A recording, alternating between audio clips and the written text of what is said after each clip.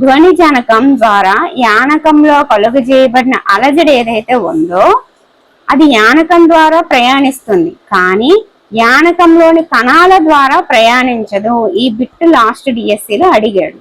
నీవు నీ స్నేహితుడు చంద్రుడి మీద ఉన్నారనుకో, నీ స్నేహితుడు చేసిన ధ్వని నువ్వు వినగలుగుతావా అని అడుగుతున్నారు.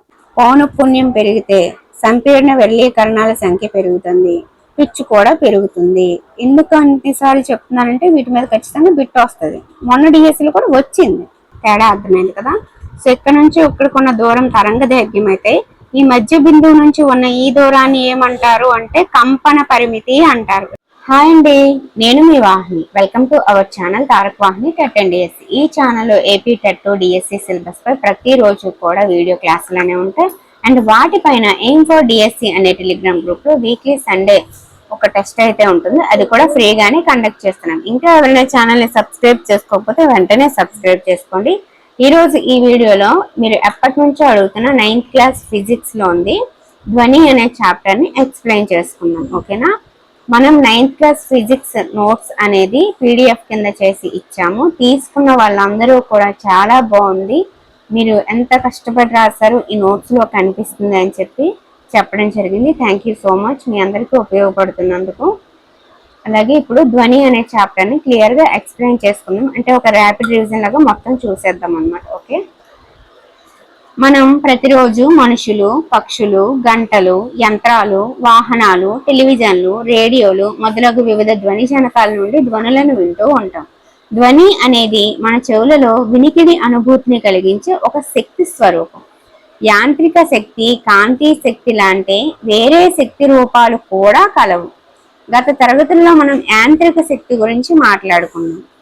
మీకు శక్తి నిత్యత్వ గురించి అనగా శక్తిని సృష్టించలేము మరియు నాశనం చేయలేము వంటి వాటి గురించి బోధించడం జరిగింది. మనం కేవలం శక్తిని ఒక రూపం నుండి మరొక రూపానికి మార్చగలం.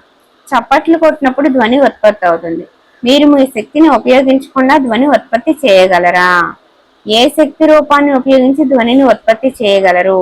ఈ పాఠంలో మనం ధ్వని ఏ విధంగా ఉత్పత్తి అవుతుంది, యానకం ద్వారా అది ఏ విధంగా ప్రసారం జరుగుతుంది మరియు మన చెవులు ఆ ధ్వనిని ఎలా గ్రహిస్తాయి అనే విషయాన్ని ఇప్పుడు మనం నేర్చుకోబోతున్నాం. ఓకే, ఇక్కడ వేలాడదీసిన టేబుల్ టెన్నిస్ బంతి ఉంది. ఆ బంతిని ఇలా వదిలేటప్పుడు అది వచ్చి శృతి దండాన్ని తాకుతుంది. అప్పుడు శృతి దండం అనేది కంపిస్తుంది అన్నమాట. ఇది దేనికోసం ఈ ప్రయోగం చేశారు ఏంటి అనేది ఇప్పుడు చూద్దాం. ఇక్కడ నీటిలో మునిగి కంపిస్తున్న శృతిదండం యొక్క 2 భుజాలని మనం అబ్జర్వ్ చేయొచ్చు. పై 2 కృత్యాల్లో మనం శృతిదండాన్ని తట్టడం ద్వారా ధ్వనిని ఉత్పత్తి చేయగలం. మనం వివిధ రకాల వస్తువులని లాగటం, గీకటం, రుద్దటం, ఓదడం లేదా కదిలించడం ద్వారా కూడా ధ్వనిని ఉత్పత్తి చేయవచ్చు.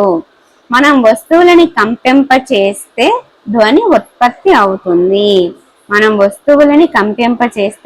ధ్వని ఉత్పత్తి అవుతుంది. కంపనం అనగా వస్తువుని వేగంగా ముందుకు వెనకకు కదిలించడం అన్నమాట. స్వరతంత్రులలోని కంపనాల వల్లనే మానవుని స్వరం నుంచి ధ్వని ఉత్పత్తి అవుతుంది. ఓకేనా.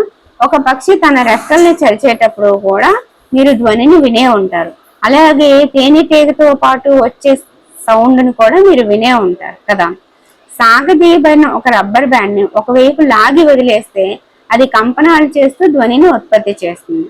మీరు ఇలాంటివి ఇంతకు ముందు ఎప్పుడు చేయనట్లయితే ఒకసారి చెయ్యండి అని అన్నారు. ఇప్పుడు ధ్వని ప్రసారం ఎలా అవుతుంది అనేది చూద్దాం. కంపిస్తున్న వస్తువు నుండి ధ్వని ఉత్పత్తి అవుతుంది అని తెలుసుకున్నాం. ఏ పదార్థం లేక వస్తువు ద్వారా ధ్వని ప్రసారం అవుతుందో ఆ పదార్థాన్ని యానకం అంటారు. అది ఘన, ద్రవ లేదా వాయు పదార్థం కూడా కావచ్చు. ధ్వని ఉత్పత్తి స్థానం నుండి యానకం ద్వారా శ్రోతకి చేరుతుందన్నమాట. వస్తువు కంపనాలు చేసేటప్పుడు అది తన చుట్టూ ఉన్న యానకంలోని కణాలను కంపించేటట్లు చేస్తుంది. కణాలు ఒకేసారి కంపిస్తున్న వస్తువు నుండి ప్రయాణించి చెవిని చేరవు. అంటే ఇప్పుడు కంపించి డైరెక్ట్ గా అలా వెళ్ళిపోవు అన్నమాట చెవికి. కంపిస్తున్న వస్తువుని తాకుతూ ఉన్న యానకంలోని కణం మొదటగా తన సమతుల్య స్థానం నుంచి స్థానభ్రంశం చెందుతుంది. అది తరువాత తన పక్క కణంపై బలాన్ని ప్రయోగిస్తుంది. ఆ ఫలితంగా పక్కనున్న కణం తన విరామ స్థానం నుండి స్థానభ్రంశం చెందుతుంది. తన పక్క కణాన్ని స్థానభ్రంశం ఇదంతా అవసరం లేదు, ఏం జరుగుతుంది అనేది నేను ఇప్పుడు చెప్పేస్తాను. ఓకే, ఇక్కడ ధ్వని అయితే ఎలా వెళ్తుంది అనేది చూద్దాం. ఇది మనం ఒక యానకం అనుకుంటే, ఈ యానకంలో ఇక్కడ ఉన్న కణాలు అనేవి ముందుకు వెళ్తాయి. ముందుకి అంటే ఆ కంపనాల వల్ల ఈ కణము విరామ స్థానం నుంచి స్థానభ్రంశం చేసేది ముందు కణం పైన దాని ప్రభావం చూపించి మళ్ళీ వచ్చేస్తుంది. మళ్ళీ ఇదేమో ముందుకెళ్ళి మళ్ళీ వచ్చేస్తుంది, ఇది ముందుకెళ్ళి మళ్ళీ వచ్చేస్తుంది, ఇది ముందుకెళ్ళి మళ్ళీ వచ్చేస్తుంది. అలా రెండు ఒక దగ్గర ఇలా కలిసినప్పుడు ఇలా ఎక్కువ సాంద్రతగా ఉంటాయి అన్నమాట. ఇలా వెనక్కి వచ్చేసేటప్పుడు ఇలా తక్కువ సాంద్రతగా ఉంటాయి. ఇలా ఒక యానకంలో కణాలు అనేవి దాని ముందు కణాలని కదిలించి విరామ స్థానం నుంచి కదిలించడం వల్ల అలా ముందుకి వెనక్కి ముందుకి వెనక్కి ముందుకి వెనక్కి అవుతూ చివరిగా ఎవరైతే వింటున్నారో ఆ శ్రోతకి ఆ ధ్వని వినిపిస్తుంది అనమాట. ఈ విధంగా అయితే ధ్వని ప్రసారం జరుగుతుంది.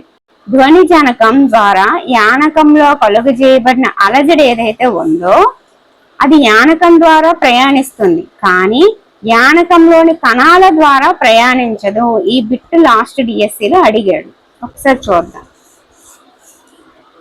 ధ్వని జనకం ద్వారా యానకంలో కలుగు చేయబడిన అలజడి ఏదైతే ఉందో యానకం ద్వారా ప్రయాణిస్తుంది, కానీ యానకంలోని కణాల ద్వారా ఎందుకు ప్రయాణిస్తుంది అనేది ఇప్పుడు చెప్పాను కదా, ఒకసారి మళ్ళీ క్లారిఫై ఇస్తాను. యానకంలోని కణాలు తన చుట్టూ ఉన్న కణాలలో చలనాన్ని కలుగు చేస్తూ యానకం గుండా ప్రయాణించే అలజడే తరంగం అన్నమాట.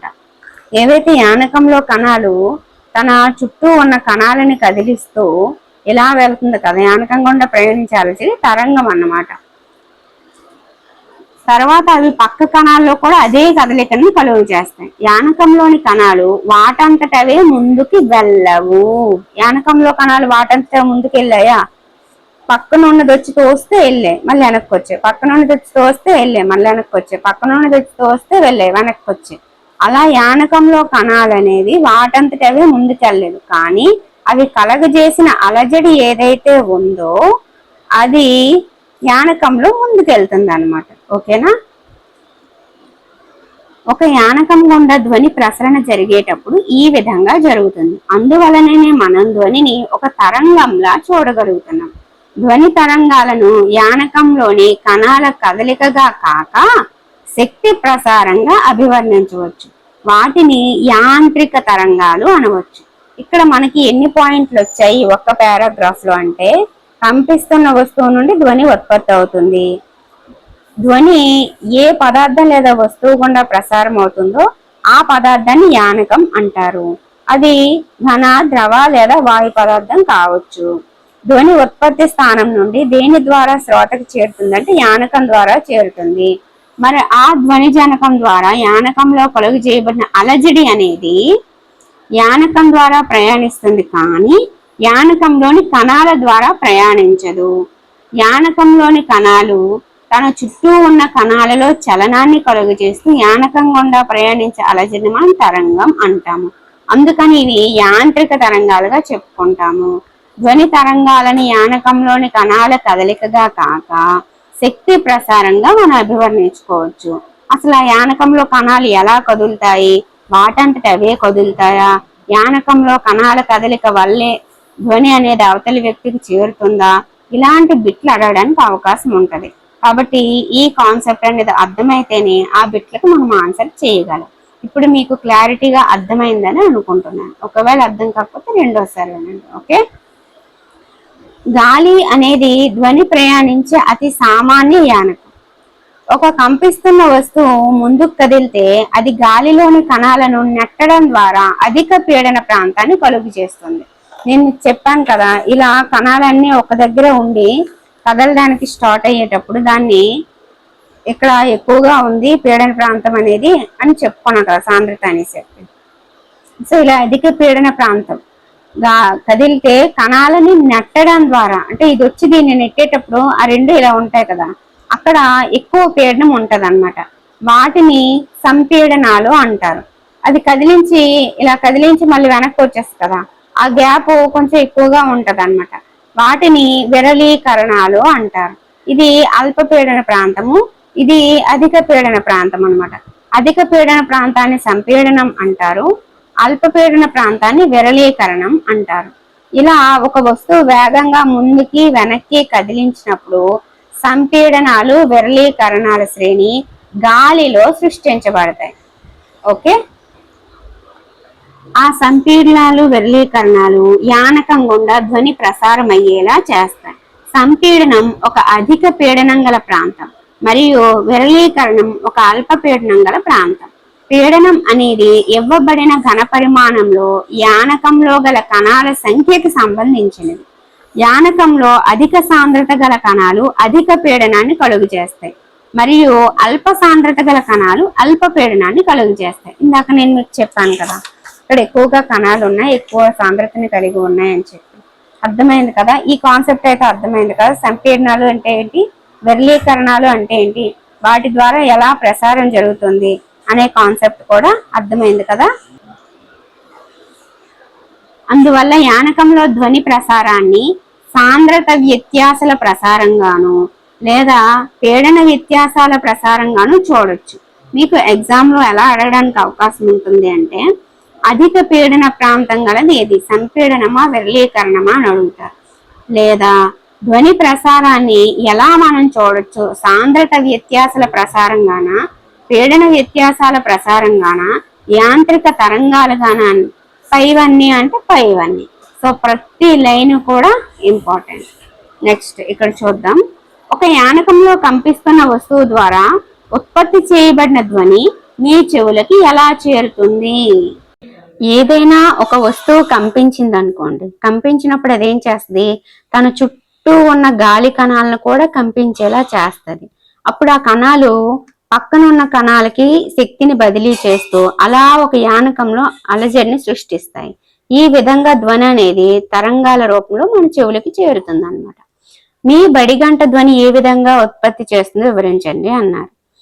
బడిగంట ధ్వని ఏదైనా ఒక, ఇప్పుడు మనకి యానకం ఏంటి, ఇప్పుడు బడిగంట అనేది ఘన పదార్థం, ఇది దీని మీద కొట్టినప్పుడు మనకి సౌండ్ అనేది వస్తుంది. ఎలా వస్తుంది అంటే, కొట్టేటప్పుడు అది కంపిస్తుంది. అది కంపించడమే కాకుండా దాని చుట్టూ ఉన్న గాలిని కంపిస్తుంది. ఆ గాలి దాని పక్కన ఉన్న కణాలకి అలజడి సృష్టిస్తుంది. అక్కడ నుంచి మళ్ళీ అది దాని పక్కన ఉన్న కణాలకు అలజడి సృష్టిస్తుంది. ఆ విధంగా మొత్తానికి ధ్వని అనేది మనకి చేరుతుంది అన్నమాట.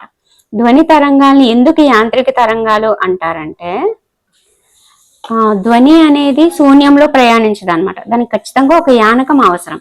ఆ యానకం కూడా ఘన, ద్రవ, వాయు అని 3 రకాలుగా ఉంటది. ఈ ధ్వని అనేది ఆ యానకం గుండా చలనం ద్వారానే ప్రయాణిస్తుంది కదా, కాబట్టి యాంత్రిక తరంగాలు అని అంటారనమాట. నీవు నీ స్నేహితుడు చంద్రుడి మీద ఉన్నారనుకో, నీ స్నేహితుడు చేసిన ధ్వని నువ్వు వినగలుగుతావా అని అడుగుతున్నారు. వినలేము, ఎందుకంటే చంద్రుడి మీద గాలి అనేది ఉండదు. గాలి లేకపోతే శూన్యంలో ధ్వని అనేది ప్రయాణించదు. అప్పుడు వాడు మాట్లాడే మాటలు మనం వినలేము అన్నమాట. ఓకే, ఇవి ప్రశ్నలు, సమాధానాలు. నెక్స్ట్ మనం చెప్పుకున్న సంపీడనాలు, విరళీకరణాలు ఉన్నాయి కదా, అలాగే ఇంకొక టైప్ ఆఫ్ కూడా ఉంటాయి, ఇలా ఉంటాయి అన్నమాట. సో వాటిని, ఇవి ఏ రకమైన తరంగాలు, అవి ఏ రకమైన తరంగాలు అనేది కూడా ఇప్పుడు చూద్దాం. ఇక్కడ తీగ చుట్టలు అనేవి దగ్గరగా ఉన్న ప్రాంతాన్ని మనం ఏమని చెప్పుకున్నాము, ఇలా దగ్గరగా కణాలు అనేవి ఉంటే వాటిని సంపీడనం అంటాము. ఇలా విడివిడిగా దూరంగా ఉంటే ఏమంటారు, విరళీకరణాలు అంటారని చెప్పుకున్నాం కదా. ఇలా ధ్వని ప్రసారం అనేది సంపీడనాలు, విరళీకరణాల శ్రేణిగా మన యానకం ద్వారా మన చెవికి చేరుతుంది. కాబట్టి ఈ తరంగాలను ఏమంటారు అంటే అణుదైర్ఘ్య తరంగాలు అంటారు. అవి ఇప్పుడు చూద్దాం. ధ్వని ప్రసారం అనేక సంపీడనాలు మరియు విరళీకరణాల శ్రేణి. ఈ తరంగాలని అణుదైర్ఘ్య తరంగాలు అని పిలుస్తారనమాట. ఈ విధమైన తరంగాల్లో యానకంలోని కణాలన్నీ యానకంలో కలుగు చేయబడిన అలజడి ప్రసార దిశకి సమాంతరంగా కదులుతాయి. అంటే ఇక్కడ అలజడి సృష్టిస్తే అక్కడ నుంచి ముందుకి వెనక్కి, ముందుకి వెనక్కి, ముందుకి వెనక్కి అలా సమాంతరంగా కదులుతాయి అన్నమాట. ఇందులో అణుదైర్ఘ్య తరంగాల రూపంలో ధ్వని వెళ్ళేటప్పుడు కణాలు ఒక స్థానం నుండి మరొక స్థానానికి కదలవు. కానీ అవి వాటి విరామ స్థానం నుండి ఇరువైపులా మాత్రమే కదులుతాయి. మీరు గమనించారా, ఇక్కడ ఉన్న కణం అనేది దాని ముందు కణానికి తగిలి మళ్ళీ వెనక్కి వచ్చేస్తుంది. అంటే అది ఉన్న విరామ స్థానం నుంచి అటు వెళ్తుంది, లేకపోతే ఇటు వెళ్తుంది, కానీ అలా వెళ్ళిపోవట్లేదు అన్నమాట. ఒక స్థానం నుంచి ఇంకొక స్థానానికి కదలవు, కానీ అవి వాటి విరామ స్థానం నుండి ఇరువైపులా మాత్రమే కదులుతాయి. ఇలాంటివి బిట్టడానికి అవకాశం ఉంటుంది, కన్ఫ్యూజ్ చేయడానికి. ఓకే, ధ్వని తరంగ ప్రసారంలో కూడా సరిగ్గా ఇదే జరుగుతుంది. అందుకే ధ్వని తరంగాలని అనుదైర్ఘ్య తరంగాలు అనొచ్చు. ఓకే, ధ్వని తరంగాలని అనుదైర్ఘ్య తరంగాలు అనొచ్చు. మరొక రకమైన తరంగం కూడా ఉందని చెప్పాను కదా, అది తిర్యక్ తరంగం అన్నమాట. ఒక తిర్యక్ తరంగంలోని యానకాలు తరంగ చలన దిశలో కంపనాలు చెయ్యవు, కానీ అవి వాటి విరామ స్థానం నుండి పై నుండి కిందకి కదులుతూ ఉంటాయి అన్నమాట. పైకి కిందకి, పైకి కిందకి.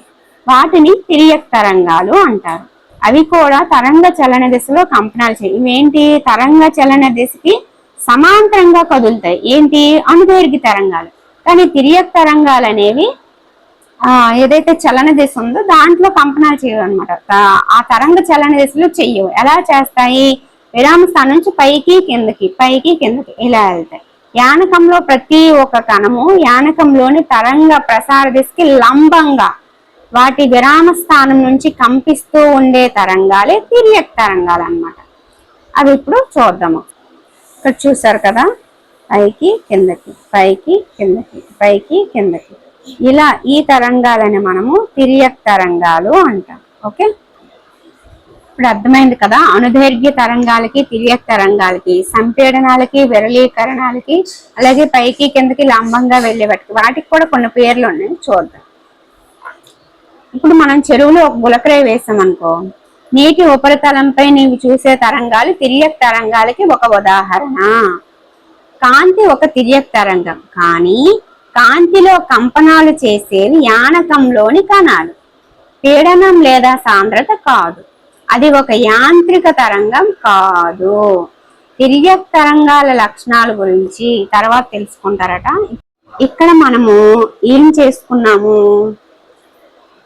ధ్వనిలో అయితే యానకంలో కణాలు కదలవు, కణం ఒక స్థానం నుంచి మరొక స్థానానికి వెళ్ళదు, విరామ స్థానం నుంచి ఇరువైపులా మాత్రమే కదులుతుంది, లేదా లంబంగా పైకి కిందకి కదులుతుంది. కానీ యానకంలోని కణాలు కదలవు, యానకంలో కణాలు కదలవు. వాటి ద్వారా అయితే ధ్వని మనకి చెవికి చేరడం లేదు అనేది తెలుసుకున్నాం కదా.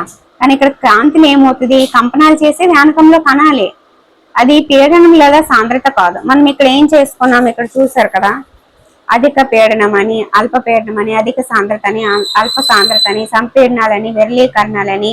ధ్వని అనేది ఇక్కడ మనకి ధ్వని ప్రసారాన్ని సాంద్రత వ్యత్యాసాల ప్రసారంగాను లేదా పీడన వ్యత్యాసాల ప్రసారంగాను చెప్పొచ్చు అని చెప్పుకున్నాము. కానీ కాంతిలో దీనికి ఆపోజిట్ అన్నమాట. పీడనం లేదా సాంద్రత కాదు, కంపనాలు చేసే యానకంలోని కణాలే, కానీ కాంతి ఒక తిర్యక్ తరంగం అని చెప్తున్నారు. అంటే మనం ఏమనుకుంటామంటే కాంతి ఒక తిర్యక్ తరంగం కదా, అది కూడా వీటిలాగే చేస్తుంది అని అనుకుంటామని చెప్పి డిఫరెన్స్ ఇచ్చాడు అనమాట, అంతే. ఓకేనా, అర్థమైంది కదా. మనం ఒక ధ్వని తరంగాన్ని క్రింది భావనల ద్వారా వివరించవచ్చు. ఏ భావనలు అవి, పౌనఃపున్యం, కంపన పరిమితి, వేగం. యానకంలో ధ్వని తరంగం కదిలేటప్పుడు ఏ విధంగా సాంద్రత మరియు పీడనాలు మారుతాయో చూపబడింది. ఇచ్చిన సమయంలో దూరంతో పాటుగా యానకం యొక్క సాంద్రత, పీడనం మారుతాయి. యానకంలో ధ్వని తరంగం ప్రసారం చెందేటప్పుడు సాంద్రత మరియు పీడనాలలో వచ్చిన మార్పులు సరాసరి సాంద్రత మరియు పీడనం కన్నా ఎక్కువ మరియు తక్కువ విలువలు చూపబడ్డాయి అని అన్నారు. ఇక్కడ ఒకసారి మనం చూద్దాము.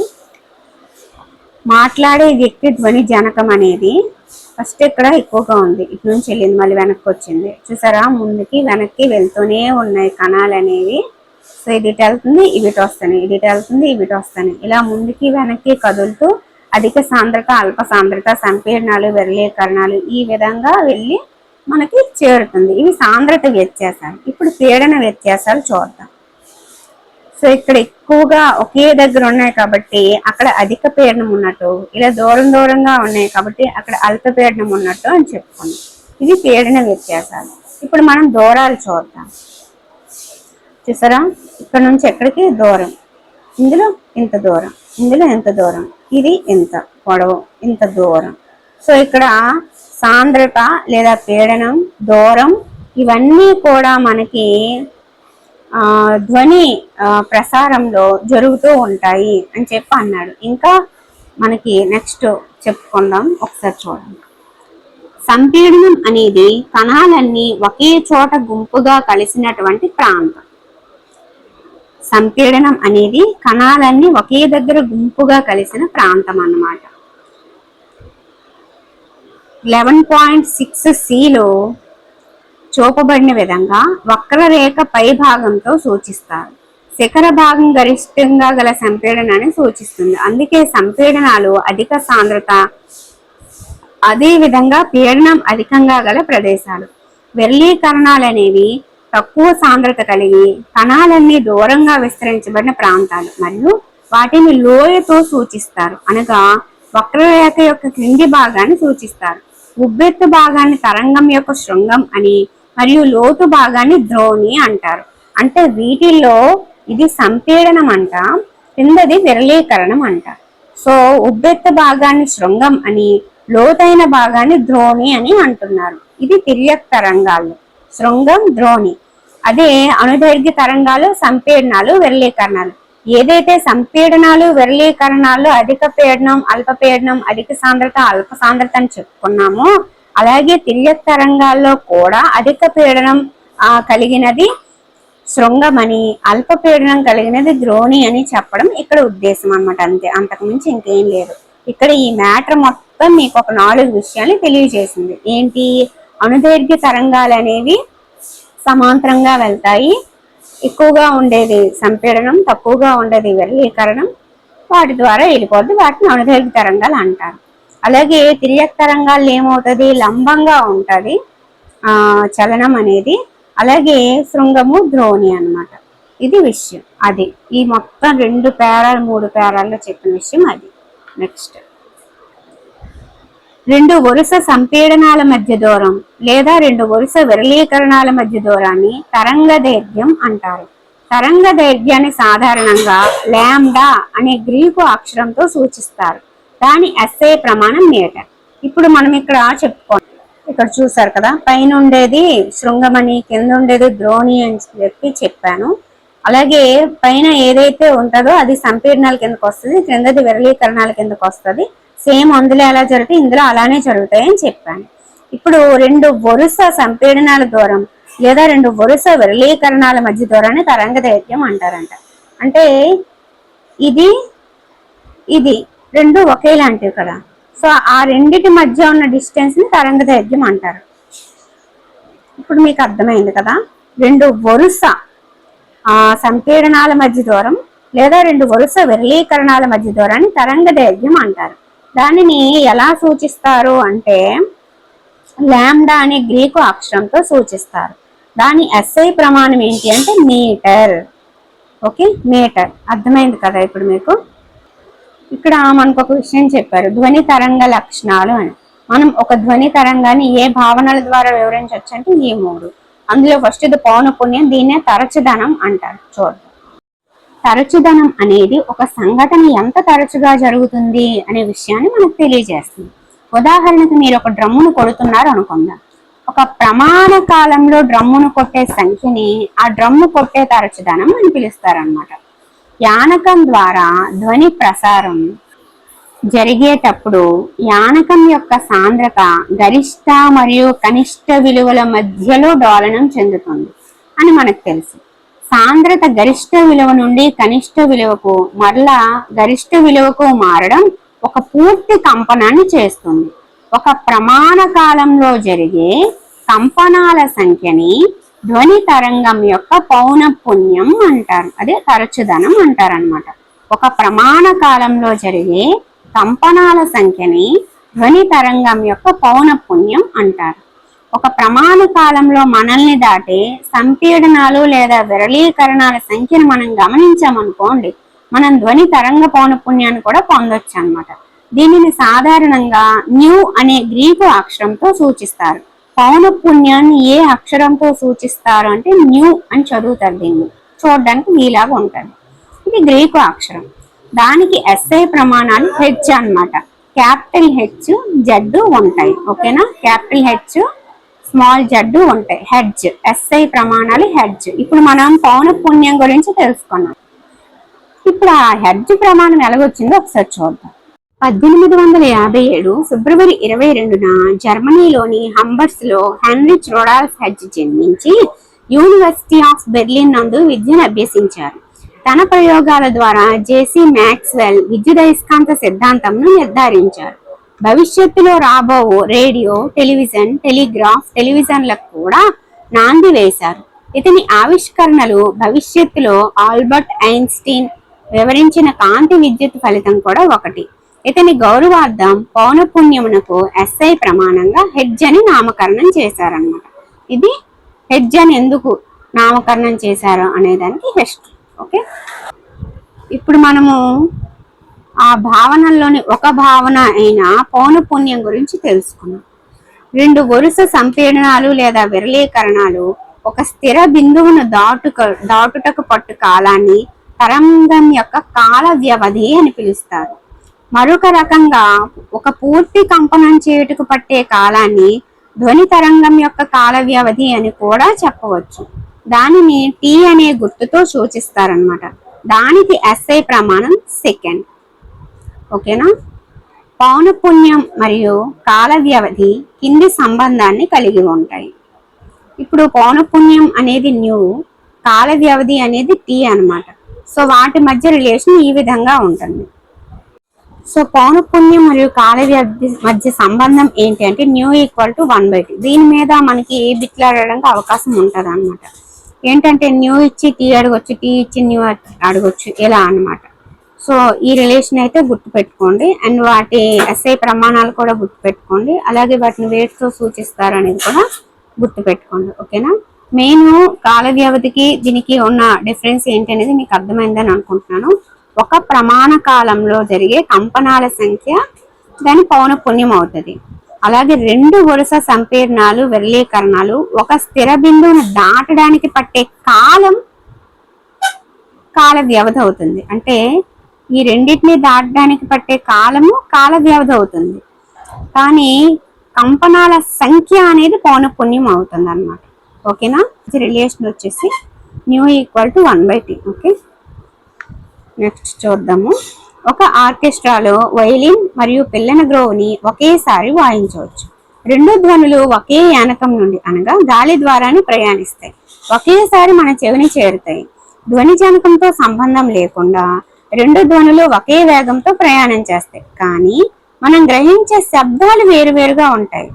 ధ్వనితో అనుసంధానించబడిన లక్షణాల్లో తేడాల వల్ల జరుగుతుంది అన్నమాట. ఆ లక్షణాల్లోది ఒకటి పిచ్, కీచుదనం అన్నమాట. ఓకేనా, అయితే ఏంటి పిచ్ అనేది ఇప్పుడు చూద్దాం. ధ్వని జనకం నుండి విడుదలైన ధ్వని యొక్క పౌనఃపున్యాన్ని మెదడు ఏ విధంగా విశ్లేషిస్తుందో దానినే ధ్వని పిచ్ అంటారు. ధ్వని జనకం వేగంగా కంపించడం వల్ల పౌనఃపున్యం అధికంగా ఉంటుంది. అధిక పౌనఃపున్యం గల ధ్వని అధిక పిచ్చిని కలిగి ఉంటుంది. అధిక పిచ్చి గల ధ్వనికి అనుగుణంగా ప్రమాణ కాలంలో ఒక స్థిర బిందువును దాటి వెళ్లే సంపీడన విరళీకరణాల సంఖ్య కూడా అధికంగానే ఉంటుంది. వివిధ పరిణామాలు మరియు సందర్భాల్లో వేరువేరు తరచుదనాలతో కంపించే వస్తువులు వివిధ పిచ్చులు గల ధ్వనిని ఉత్పత్తి చేస్తాయి అన్నమాట. ఇప్పుడు పిచ్ అంటే ఏంటి అనేది అర్థమైందని అనుకుంటున్నాను. ఏదైతే ధ్వని జనకం నుండి విడుదలైన ధ్వని యొక్క పౌనఃపున్యం అనేది మెదడు ఏ విధంగా విశ్లేషిస్తుందో దాన్నే ధ్వని పిచ్ అంటారు. అది ఒక్కొక్కటి ఒక్కొక్క రకంగా తీసుకుంటారు అన్నమాట. ధ్వని జనకం వేగంగా కంపించింది అనుకో పౌనఃపున్యం అధికంగా ఉంటుంది. పౌనఃపున్యం అధికంగా ఉందనుకో ధ్వని పిచ్ అధికంగా ఉంటుంది. సో ఈ మూడింటికి మధ్య ఉన్న రిలేషన్ అనేది అర్థమైందని అనుకుంటున్నాను. నేను ఇక్కడ కాల వ్యవధి గురించి మాట్లాడట్లేదు, మీరు అందరూ గమనించాలి. జస్ట్ పౌనఃపున్యం గురించి, అది ఫాస్ట్ గా ఉంటే పిచ్ కూడా ఫాస్ట్ గా ఉంటుంది అనే విషయాన్ని చెప్పడం నా ఉద్దేశం అన్నమాట. ఓకేనా, దాటి వెళ్లే సంపీడన విరళీకరణాల సంఖ్య అధికం అన్నాను కానీ దూరం గురించి అక్కడ మాట్లాడలేదు. సో ఈ మూడింటిని మీరైతే గుర్తుపెట్టుకోండి. ఏంటా మూడు? పౌనఃపున్యం పెరిగితే సంపీడన వెర్లీకరణాల సంఖ్య పెరుగుతుంది, పిచ్ కూడా పెరుగుతుంది. ఎందుకు అన్నిసార్లు చెప్తున్నానంటే వీటి మీద ఖచ్చితంగా బిట్ వస్తుంది. మొన్న డిఎస్సిలో కూడా వచ్చింది. ఓకే, ఇప్పుడు కంపన పరిమితి అంటే ఏంటో చూద్దామండి. సగటు విలువకు ఇరువైపులా యానకంలో ఏర్పడిన గరిష్ట అలజడిని ఆ తరంగం యొక్క కంపన పరిమితి అంటారు. దీన్ని ఏతో సూచిస్తారన్నమాట. ధ్వనికి సంబంధించినంత వరకు దీనికి ప్రమాణాలు సాంద్రత లేదా పీడన ప్రమాణాలే కంపన పరిమితికి కూడా. కాబట్టి ఒకసారి మనము ఈ కంపన పరిమితి గురించి ఇంకొంచెం క్లియర్గా ఎక్స్ప్లెయిన్. ఇక్కడ తరంగ దైర్ఘ్యం అంటే మీకు అర్థమైంది కదా, ఈ రెండింటి మధ్య ఉన్న దూరాన్ని తరంగ దైర్ఘ్యం అన్నాము. కంపన పరిమితి అంటే చిన్న తేడా ఉంది, చెప్పేస్తాం. కంపన పరిమితి అంటే కంపనాలు చేస్తున్న ఒక కణం తన మధ్య బిందువు నుండి ప్రయాణించే గరిష్ట దైర్ఘ్యం అన్నమాట. ఈ కంపన పరిమితిని యాంప్లిట్యూడ్ ఏతో సూచిస్తారు. ఇక్కడ ఏదైతే కంపనాలు చేస్తున్న ఒక కణం తన మధ్య బిందువు నుండి ప్రయాణించే గరిష్ట దైర్ఘ్యాన్ని కంపన పరిమితి అంటారు. తేడా అర్థమైంది కదా. సో ఇక్కడ నుంచి ఇక్కడికున్న దూరం తరంగ దైర్ఘ్యం అయితే ఈ మధ్య బిందువు నుంచి ఉన్న ఈ దూరాన్ని ఏమంటారు అంటే కంపన పరిమితి అంటారు. రెండిటికి తేడా అర్థమైంది కదా. అది లాంబ్డా, ఇది యాంప్లిట్యూడ్. ఓకే, అలాగే ధ్వనికి సంబంధించినంత వరకు కూడా కంపన పరిమితి యొక్క ప్రమాణాలు సాంద్రత లేదా పీడన ప్రమాణాలు దీనికి కూడా అన్నారు. మరి ఈ పీడన ప్రమాణం పాస్కల్, సాంద్రత అంటే మీకు తెలుసు kg/m³ కదా. సో అదన్నమాట. కంపన పరిమితి కూడా సేమ్ ప్రమాణాలు అని చెప్పారు. ఇప్పుడు మీకు నేను ఇప్పటి వరకు ఏం చెప్పాను? కంపన పరిమితి చెప్పాను, పౌనఃపున్యం చెప్పాను, పిచ్ చెప్పాను, కాల వ్యవధి చెప్పాను, అలాగే తరంగ దైర్ఘ్యం గురించి చెప్పాను, అణుదైర్ఘ్య తరంగాలు, తిర్యక్ తరంగాలు చెప్పాను, సంపీడనాలు విరళీకరణాలకి శృంగాలు ద్రోణులకి మధ్య ఉన్న డిఫరెన్స్ చెప్పాను, రెండు ఒకలాంటివి అని కూడా చెప్పాను. అలాగే వాటి మధ్య ఉన్న తేడాలు, అవి ఒక ప్రమాణ కాలంలో చేసే కంపనాల సంఖ్యలు బట్టి, ఆ దూరాన్ని బట్టి, ఆ కాల వ్యవధిని బట్టి వాటిని పౌనఃపున్యం గాను, కంపన పరిమితి గాను, కాల వ్యవధి గాను, అలాగే పిచ్చిగాను మనం చూస్తున్నాం అని కూడా చెప్పుకున్నాము. అలాగే ఒకదానికి ఇంకో దానికి ఉన్న రిలేషన్ ఇక్కడ మనం తెలుసుకున్నాము. ఏదైతే కాల వ్యవధి అలాగే పౌనఃపున్యానికి మధ్య రిలేషన్ తెలుసుకున్నాం. అలాగే పౌనఃపున్యం పెరిగితే పిచ్చి కూడా పెరుగుతుంది అనే రెండు విషయాలు ఇక్కడ మనం తెలుసుకున్నాము. ఇవన్నీ కూడా ప్రతి లైన్ కూడా మనకి ఇంపార్టెంటే. దేంట్లోంచి ఎలాగైనా బిట్ అడగొచ్చు అని చెప్తూనే ఉన్నాను. కాబట్టి ఈ లెసన్ మళ్ళీ మీరు ఒకసారి చదువుకుంటారు. ధ్వని గురించి మీరు ఏదైతే డిసప్పాయింట్ అయ్యారో అది వీడియోలో మీకు ఫుల్ ఫ్లెడ్జ్డ్ గా అందించానని అనుకుంటున్నాను. ఇంకా మనకి ఎంత లెసన్ ఉంది అంటే ఇంకొక వీడియోలో మనకి ఇది కంప్లీట్ అయిపోద్ది. సో ఇప్పటి వరకు నేర్చుకున్న అంశాలని ఒక్కసారి మీరు రీకాల్ చేసుకోండి, ఓకేనా. అలాగే ఈ కంపన పరిమితి గురించి క్లోజ్ చేసేసి వీడియోని ఆపుదాము. ఇక్కడ వరకు చెప్పేస్తాం. ఓకే, ధ్వని యొక్క గంభీరత్వము లేదా మృదుత్వం అనేది సాధారణంగా దాని కంపన పరిమితి ద్వారానే గుర్తిస్తాం. ధ్వని తరంగం యొక్క కంపన పరిమితి అనేది ఆ వస్తువుని ఎంత బలంతో కంపనాలకు గురి చేస్తున్నాం అనే దాని మీద ఆధారపడుతుంది. ఇప్పుడు బల్లని గట్టిగా కుట్టామనుకోండి ఈ దూరం పెరుగుతుంది, నెమ్మదిగా కుట్టామనుకోండి దూరం తగ్గుతుంది. సో ఈ మధ్య బిందువు నుంచి ఉండే దూరమే కదా కంపన పరిమితి. మరి ఆ కంపన పరిమితి మీద ఆధారపడే ధ్వని యొక్క గంభీరత్వం లేదా మృదుత్వం అనేది ఉంటది అన్నమాట. ఇప్పుడు మీకు క్లియర్ గా అర్థమైపోయింది. అంటే ఆ వస్తువుని ఎంత బలంతో కంపనాలకు గురి చేస్తున్నాం అనే దాని మీదే కంపన పరిమితి అనేది ఆధారపడి పనిచేస్తుంది. ఓకేనా. నెక్స్ట్, రేపు మీకు ఎగ్జామ్ లో ధ్వని యొక్క గంభీరత్వం లేదా మృదుత్వం అనేది సాధారణంగా దేని ద్వారా గుర్తిస్తాం? పౌనఃపున్యమా, కాల వ్యవధి ఏంటని అడిగినప్పుడు మీరు కంపన పరిమితి అని చెప్పగలగాలి. ఇది మీకు గుర్తుండాలి. ఓకే, ఇక్కడ చూసారు కదా మృదు స్వరం అంటే ఎంత డిఫరెన్స్ ఉంది, గంభీర స్వరం అంటే ఎంత డిఫరెన్స్ ఉందో చూసారు. ఎంత బలంగా అది చేస్తున్నాం అనే దాని మీదే మనకి కంపన పరిమితి అనేది ఆధారపడి ఉంటుంది. ఆ కంపన పరిమితి ఆధారంగానే అది గంభీర స్వరమా మృదు స్వరమా అనేది కూడా మనకు తెలిసిపోద్ది అన్నమాట. మనం మృదువైన ధ్వని వినగలం. ధ్వని తరంగం దాని మూల స్థానం నుండి విస్తరిస్తుంది. ధ్వని తన మూల స్థానం నుండి దూరంగా జరుగుతున్నప్పుడు దాని కంపన పరిమితి, బిగ్గరత అనేవి తగ్గుతాయి. బిగ్గరైన ధ్వని ఎక్కువ శక్తితో కూడుకున్నది కాబట్టి అది ఎక్కువ దూరం ప్రయాణిస్తుంది. ఒకే పౌనఃపున్యం కలిగి గంభీరమైన మరియు మృదువైన ధ్వని తరంగ ఆకారాలు అనేవి 11.8 లో చూపించారు, ఇక్కడ చూడొచ్చు మీరు. ఓకేనా? ఒకే పిచ్ మరియు తీవ్రత కలిగిన ధ్వనులను ఒకదాని నుండి మరొక దానిని వేరు చేయగలిగే లక్షణమే ధ్వని యొక్క నాణ్యత. ఎక్కువ వినసొంపునిచ్చే ధ్వనిని అధిక నాణ్యత గల ధ్వనిగా చెప్పవచ్చు. ఒకే పౌనఃపున్యం గల ధ్వనిని స్వరం అంటారు. వివిధ పౌనఃపున్యాల కలయిక ద్వారా ఉత్పత్తి అయిన ధ్వనిని నోట్ అని పిలుస్తారు. అది వినటానికి కూడా హాయిగా ఉంటుంది. శబ్దం అనేది వినటానికి ఆహ్లాదకరంగా ఉండదు. సంగీతం వినడానికి ఆహ్లాదకరంగా మరియు మంచి నాణ్యత కలిగి ఉంటుంది. అంటే నాణ్యత అనేది అది మనం ఎంత క్లియర్గా, ఎంత వినసొంపుగా ఉంది, వినడానికి హాయిగా ఉంది అనే దాని మీద ధ్వని నాణ్యత ఆధారపడి ఉంటుంది అన్నమాట. ఓకే, ధ్వని నాణ్యత అనేది తెలియజేస్తుంది అనమాట. తరంగం యొక్క ఏ లక్షణము నిర్ణయిస్తుంది తీవ్రతని, పిచ్చిని అని చెప్పి అడిగారు. సో తీవ్రత అనే దాని గురించి ఇవ్వకపోయినా డైరెక్ట్గా పెట్టి అడిగారు. దాని గురించి కూడా నేను ఎక్స్ప్లెయిన్ చేస్తాను. అలాగే ఇలా ఏవైతే ప్రశ్నలు ఇచ్చారో ఆ ప్రశ్నలన్నీ కూడా నేను మీకు చెప్తాను, డోంట్ వరీ. ఓకేనా? సో నెక్స్ట్ వీడియోలో మనం మిగతా అన్ని విషయాల్ని కూడా క్లియర్గా ఎక్స్ప్లెయిన్ చేసుకుందాం. మ్యాక్సిమం చాలా వరకు ఎక్కువ సమ్స్ ఉన్నాయి. ప్రతిధ్వని, ప్రతినాదం, వినికిడి పరిధి అన్నీ కూడా ఉన్నాయి. అవన్నీ కూడా క్లియర్గా మనము ఎక్స్ప్లెయిన్ చేసుకుందాం. ఈ వీడియో మీ అందరికీ నచ్చిందని అనుకుంటున్నాను. నచ్చితే ఒక లైక్ చేయండి, వీలైతే మీ ఫ్రెండ్స్కి షేర్ చేయండి. అలాగే పార్ట్ 2 కావాలంటే కామెంట్ చేయడం మర్చిపోవద్దు. Okay, thank you.